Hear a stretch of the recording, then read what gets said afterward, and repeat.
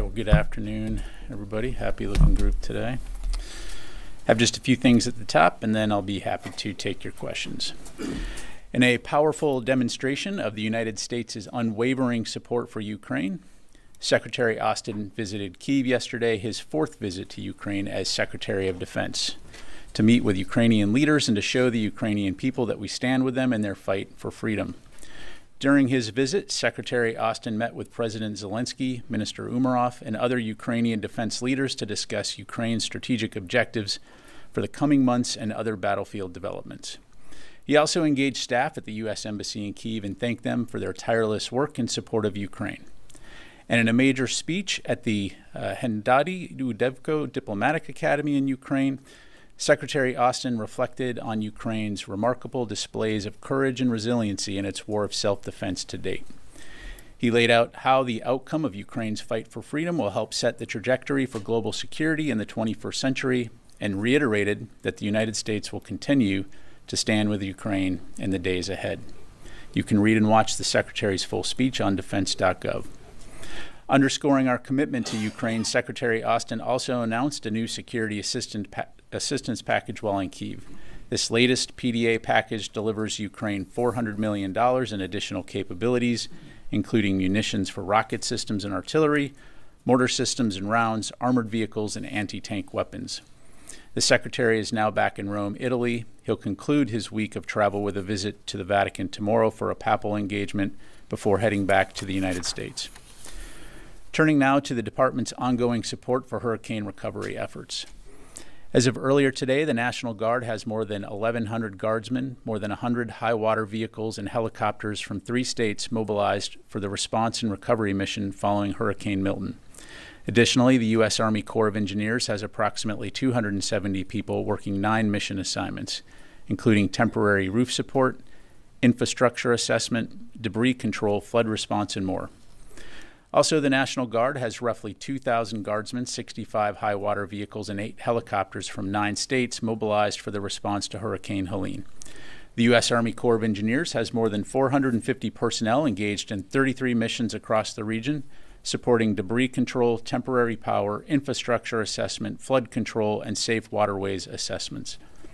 Secretary Austin continues to receive updates on these response efforts, and the Department continues to be engaged with interagency partners in support of FEMA, the White House, state, and local governments.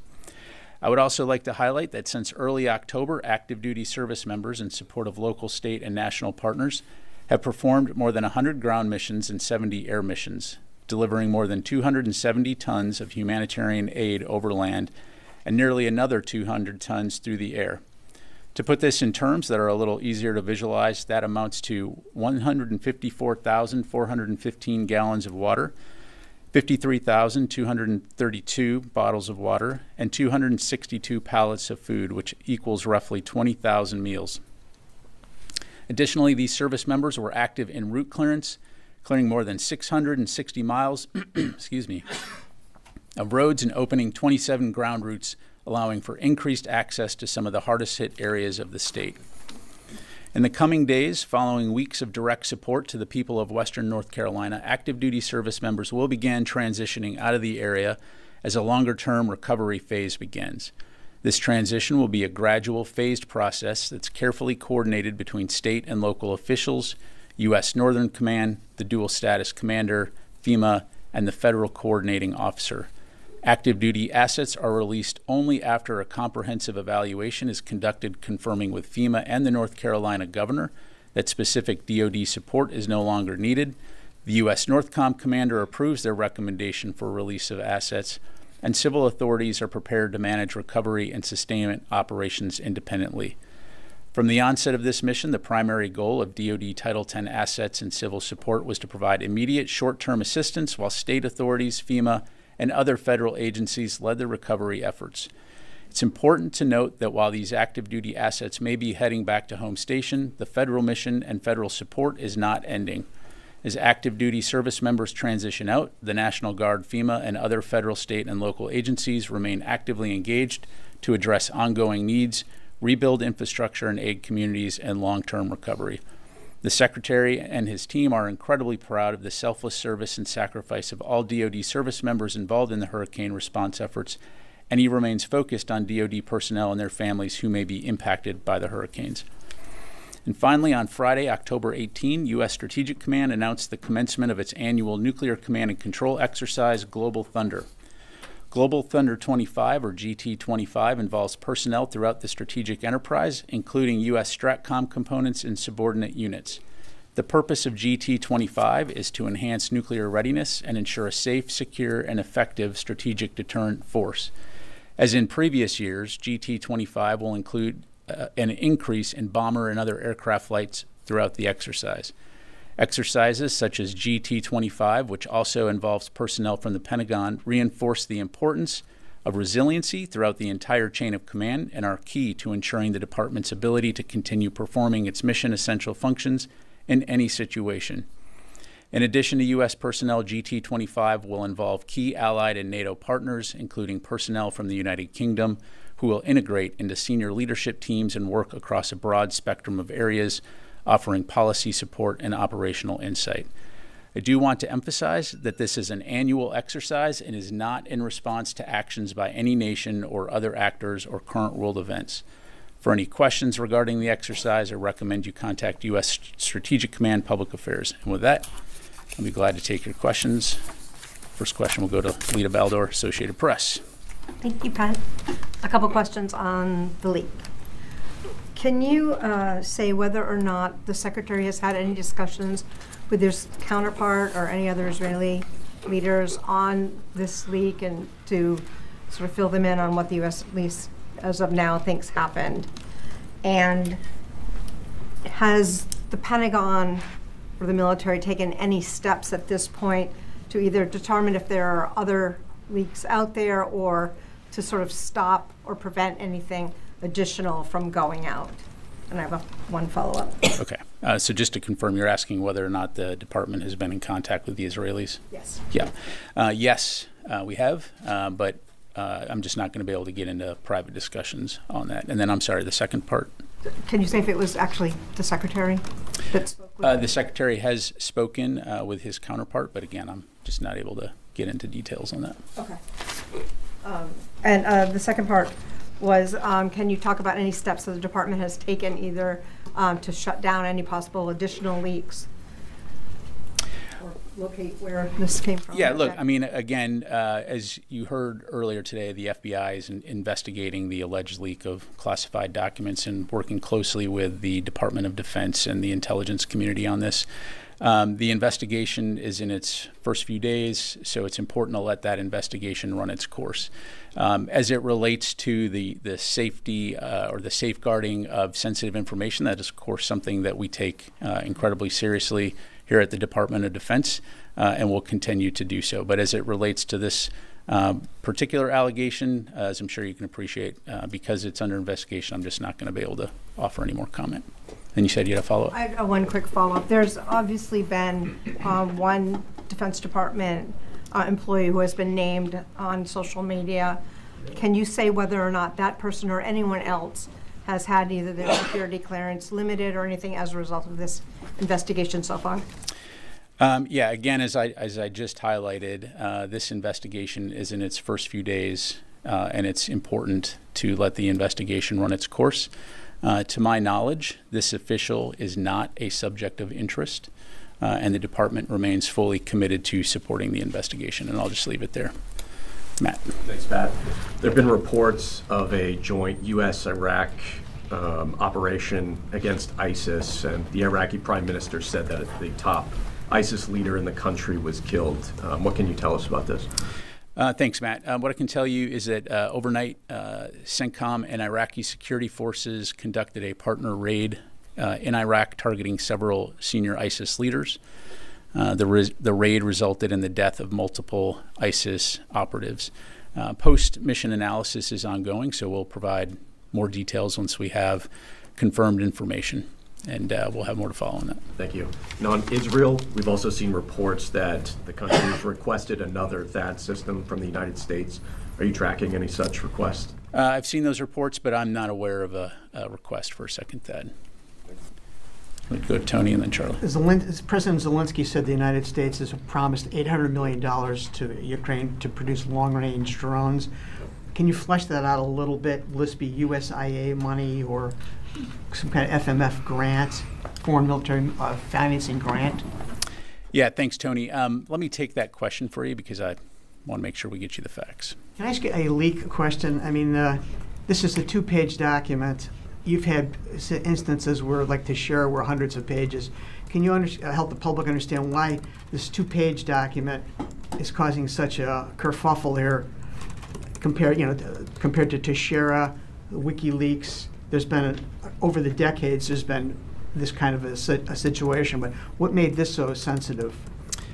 Well, again, this is currently under investigation, so I'm going to be very limited in what I can say, Tony. I would say anytime there's an allegation of potential unauthorized disclosures, we're going to take it seriously. That's exactly what we're doing, and I'll just leave it there. Is this considered a media leak right now, or almost an espionage leak of a foreign government gaining documents?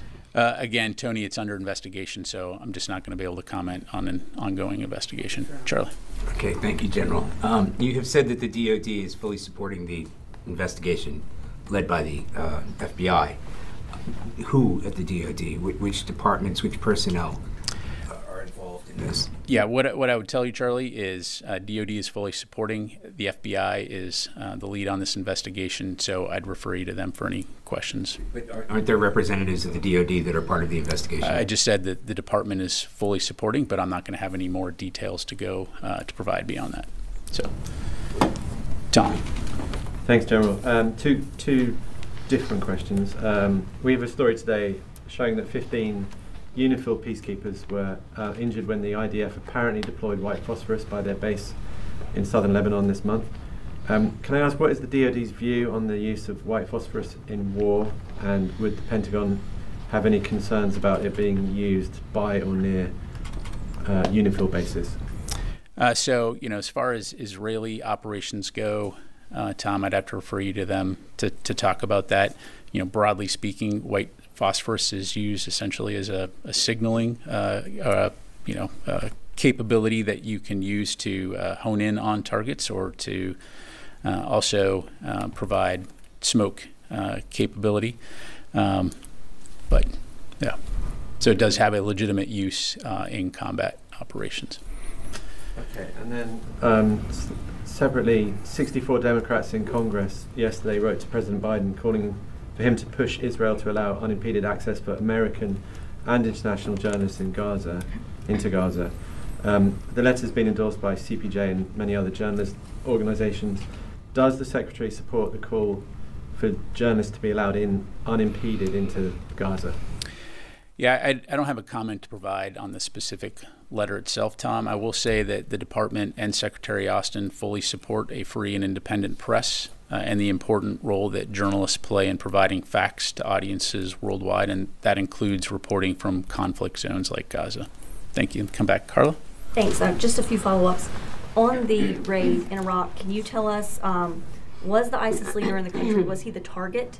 Where was this raid, and was this U.S.-led or was this Iraqi-led? Yeah, thanks, Carla. So on the raid, again, we'll have more details to follow.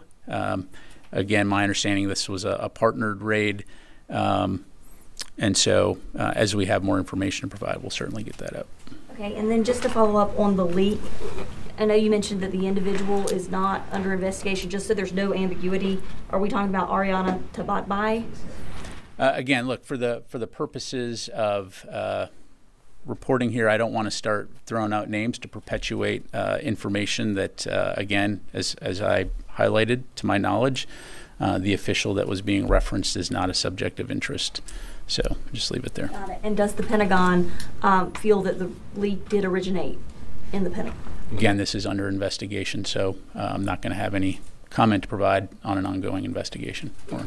Pat, just a follow-up on the leak. Can you help us understand why the Pentagon isn't conducting its own investigation? You said you're supporting the FBI. Why isn't DoD conducting its own either joint or separate investigation into the leak or how the system failed or broke down in this case? Well, I'm just giving you a statement of fact here, Orrin, and that is that the FBI is investigating the alleged leak and working closely with the Department of Defense and the intelligence community. And I'll just leave it there. Let me go back. Yes, ma'am. Ro. Yep. Thank you. On Sunday, U.S. 7th Fleet destroyer conducted the transit through the Taiwan Strait with Canadian Navy. So what message was the U.S. trying to send to China, given China's recent military drills around Taiwan? Yeah, thanks for the question.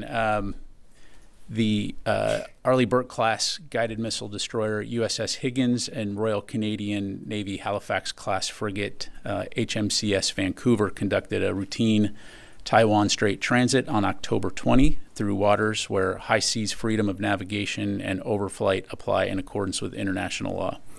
The ship's transit through the Taiwan Strait demonstrates the U.S. and Canada's commitment to a free and open Indo-Pacific. The United States military flies, sails, and operates anywhere international laws allows. So, thank you very much. Yes, sir. Thank you, General. Yesterday, Amos Hochstein, the envoy of President Biden, said when he was in Beirut that the conflict between Israel and Hezbollah had escalated out of control. So does the Secretary Austin still there is a pathway for the diplomatic, like a ceasefire in any way in Lebanon? The short answer is yes. You know, he does. And we think that it's important that we get to a cessation of hostilities through diplomatic means as soon as possible. And he's made that very clear, as has the department and other U.S. officials. You've got Secretary Blinken, of course, in the Middle East right now, working toward that end. So ultimately, again, we fully support Israel's right to defend itself, but we also believe that the best way to reduce the tensions that we see right now are through diplomatic means. And so we'll continue to work closely throughout the interagency and with our partners in the region toward that end. General, there is some reports claiming that the U.S. and Israel have been reached an understanding on the specific targets that could be for the Israeli if they want to retaliate Iranian in the maybe coming times. Do you confirm that report? Look, I'm not going to speak for the Israelis and what they may or may not do in terms of any operations. I'd refer you to the Israelis to talk about that. Let me go to the phone here real quick. Jeff Schogel, Task and Purpose. Thank you.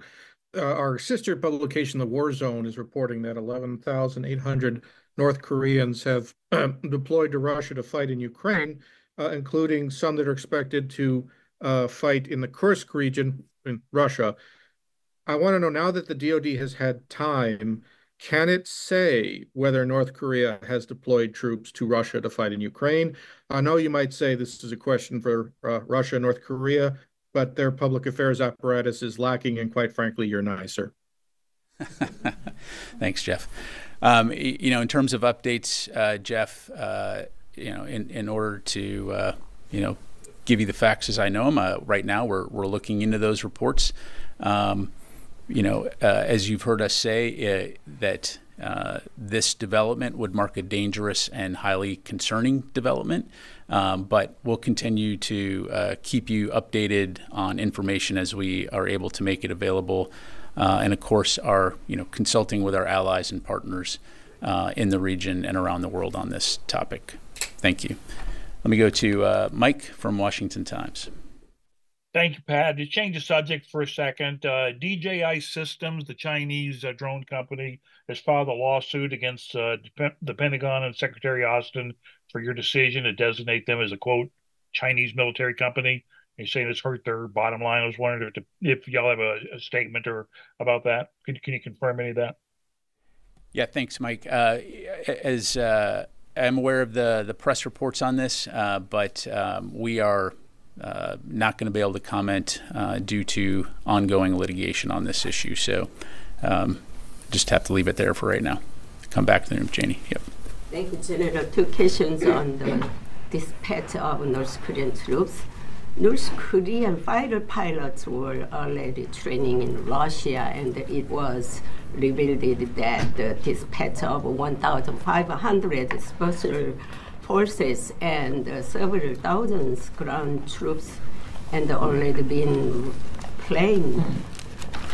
Even though the United States has surveillance attached, but why the White House and the State Department ignoring the answer to this, and what is the Pentagon's position on this? I'm not sure I fully understand your question, Janie. Can you about North Korean pilots training in fighter pilots in training at Russia already been through, but why United States surveillance assets cannot catch this issue? Well, look, clearly North Korea and Russia have a relationship. As to the eaches of that relationship and the kinds of exchanges of information and training that they've had over the years, that in and of itself is not something that's necessarily new. But obviously we're continuing to keep a close eye on this as it relates to the situation in Ukraine. And as I highlighted to your colleague, when we have any updates on that to provide, we certainly will. Okay. South Korean President and the NATO Secretary General had a phone call conversation yesterday, and he mentioned the possibility of providing Ukraine with weapons of mass destruction, including 155 millimeter shells. How would you react to this? I'll let our you said the South Korean, yeah. I'll let the ROK speak for itself in terms of its decisions. We certainly welcome the Republic of Korea's support for Ukraine's fight for freedom and sovereignty, but I'll let them speak to any decisions they may make on that front. Go a couple more, Charlie. Yeah, I had another question I wanted to ask earlier. In terms of Israeli retaliation, Iranian counter-retaliation, we've seen this pattern where it's been a matter of weeks before either side would retaliate. Are you expecting that this might be more immediate, in fact, possibly even simultaneous, from the Iranians if attacked? Charlie, I'm not going to speculate or try to predict the future. But you've got to prepare for it. We prepare for a wide range of contingencies. And so, again, our focus has been on working with partners throughout the region to try to prevent the current tensions from spiraling into a wider conflict. I will say that continues to be our overarching aim, recognizing, again, that Israel faces multiple threats, and we'll do our part to help support their defense. But as far as what Israel may or may not do and Iran may or may not do, I'm just not going to get into speculating or talk about hypotheticals. For instance, having the THAAD in place before Israel retaliates, does that play into the calculus? Look, I think the THAAD, as we've highlighted, augments the air defense capability that we already have in the theater, and the context is twice now Iran has conducted massive missile and drone barrages against Iran. So this augments the air defense capability that we have in the region, as well as provides additional protection for our forces and our American citizens who are in the Middle East. Last question, Matt. So a quick follow-up on that partnered operation in Iraq. Did you have any battle damage assessment on ISIS, and were there any American or partnered force casualties that you're aware of? So the mission analysis is ongoing. We do have reports of 2 U.S. service members that were injured. I don't have more to provide at this time, Matt. My understanding is that both of them are in stable condition being treated for their injuries, but certainly we'll have more to provide on that as it becomes available. Yeah. Where are they being treated? Again, that's the information I have right now. We'll keep you updated on that front. Okay? All right. Thanks very much, everybody. Appreciate it.